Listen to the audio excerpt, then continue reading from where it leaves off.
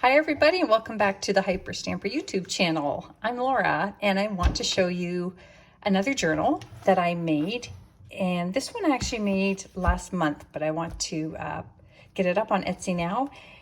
It is a 1935 book called Kidnapped, so I left the spine alone. I thought it was actually a really pretty spine. It's sort of a mystery book from 1935, and I love the images on the front. They're very sweet, and they're the colors that they used back in the 30s, that sort of dark mint green and chocolate brown colors. I just added a little bit of matching lace, and I was lucky enough to find these two keys in my Rust key collection that were the exact colors of the cover of this antique book. So let's take a little journey through the inside. The original inside cover is just a lovely image, and it's been aged to perfection. I've got a little antique paper cluster here, and again, everything in the book is vintage or antique ephemera. No digital copies, no commercially bought papers, nothing that isn't authentic. The only thing that's not antique are the tea-dyed pages that I added. There's 4 large sheets folded, and I hand stamped those myself for extra journaling space, like this one. So there we go. We've got our 1935 print there. And this is a lovely picture from a children's school book. And the images are beautifully colored. And I've pulled this little word from a book, inspiration, and another little wonderful textured cluster here from the inside netting of the spine. Piece of antique crochet, and this is a treat in this journal. It's a authentic vintage, maybe 60 years old, maybe more, hanky, but it was never used. It's brand new. It came from a store that never sold it, so I was lucky enough to acquire that. Another antique paper cluster mounted on top of a how-to crochet book, vintage book, and I pulled a page out of that as well. This is from actually an antique book called How to Make a Garden, and it's one of the color plates found in that book, which is very rare to have this kind of color in a book from the early 1900s. So I just think it's wonderful, especially because it's a photograph.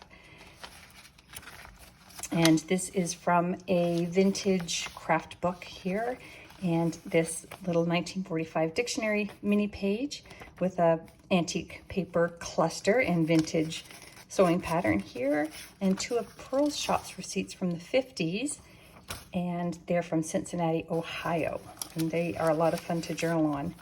I made this tag out of an antique book page, and this page here is a really hard cardstock that came out of the English Garden vintage book.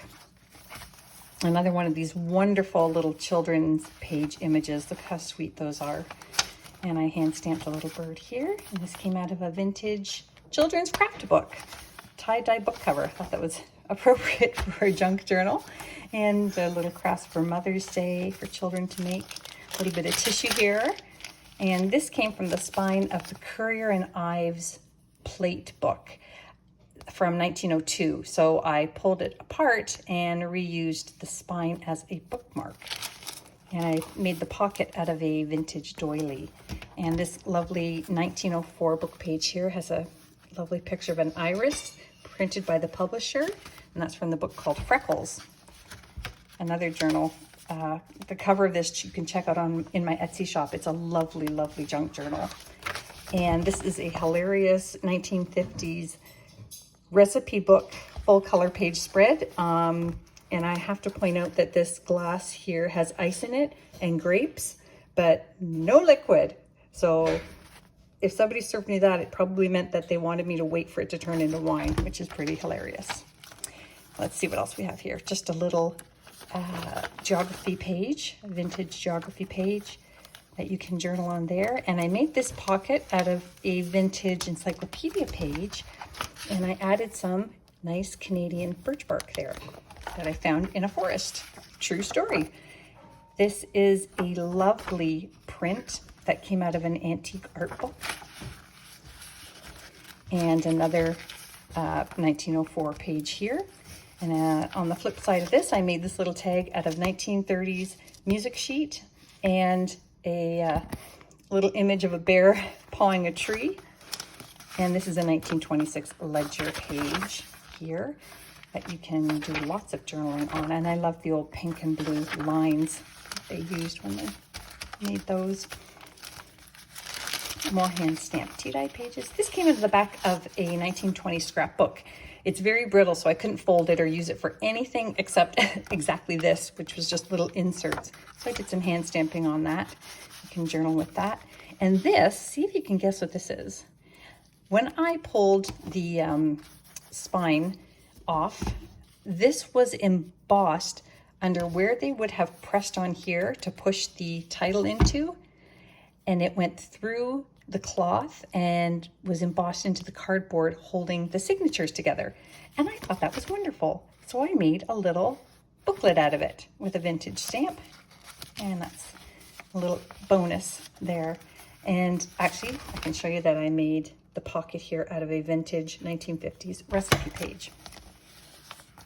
Okay, let's keep going. 1926 accounting page. Wonderful fun things on there that you can read through, and a 1950s bingo card. You can journal on the back if you want, or make another craft out of it. I know they are in high demand to get authentic ones and not commercial digital prints. This is from an Italian lesson book, Italian language lesson book. And this is from a 1950s McCall's Women's Magazine for craft making. And this book page here, as you can see from the Roman numerals, is 1916. So that is a lovely, that would have been the back inside page, or the back cover, and then the inside page there. Isn't that lovely? I just love the color and the images. And it says here to ask for the piano roll, which I think is wonderful. If you've seen my Etsy page, you'll see that I make journals out of the piano rolls from player pianos as well. Now this is a treat.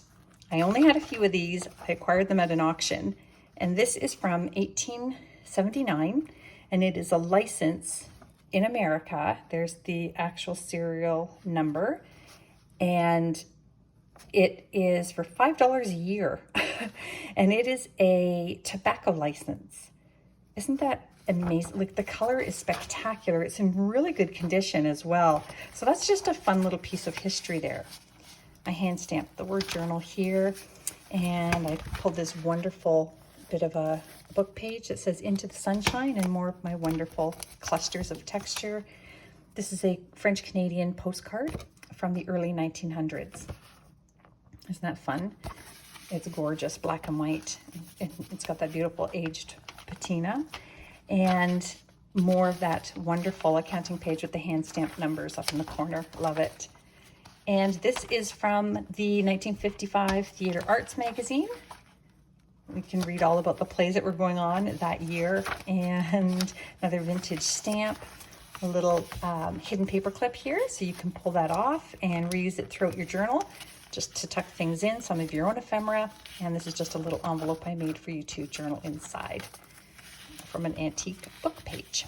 And don't forget, sometimes these are brittle, sometimes they might crack or crumble. Just tuck them right back in, glue them down. Never worry about aged paper, and it can stand the test of time. It might not all stay intact the way we want it to, but hang on to it. This is a lovely page from a vintage bird book, and I attached, so I found in an old book this leaf. Somebody, they loved pressing flowers in books, and I found many of them, and I tend to keep them with the books that they were found in. So this one, I put inside this vintage stamp collector's envelope and in a window, and I hope it stays intact because it is really old, but it lives here now. And this is a little bridge scorecard that you can journal on, made from an antique book page. And this is, speaking of player piano, this is from a player piano roll box that I took all my rolls out of, and the box was pretty, so I reused that as well.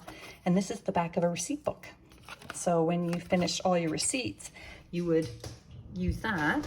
Hold on. I'm just going to show you here. At the back, they have the little receipt thing that you would mark and keep track of all the receipts that you wrote. And now it's a journaling tag.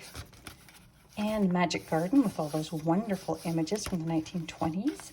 And this little pocket here I made out of an antique book dictionary, which was from the early 1900s, so it is 120 years old. And it's about antiques, which I thought was amazing. And look at this vintage playing card. I've never seen the jacks and queens and kings like the ones in this deck. They're so much more fun. And this is from 1930 Monopoly game, the community chest card for inheriting $100, which is a big deal in 1930. And this is a piece of wallpaper border. It was about 3 feet I got, and I cut it into tags. And look at the hand painting on this. And that would have been, oh my gosh, very early 1900s. It was so brittle. When I unrolled it, it just fell apart. So I kept using it though. And just an antique book page there for extra journaling space. And there's that Theater Arts magazine, another blank antique book page, and just a pretty little cluster here, and the original back pages of the book. So I hope you subscribe so that you can see the books before they hit Etsy. This one is already on Etsy, but go visit at etsy.com/shop/hyperstamper with a capital H, and I'll see you soon with more journals.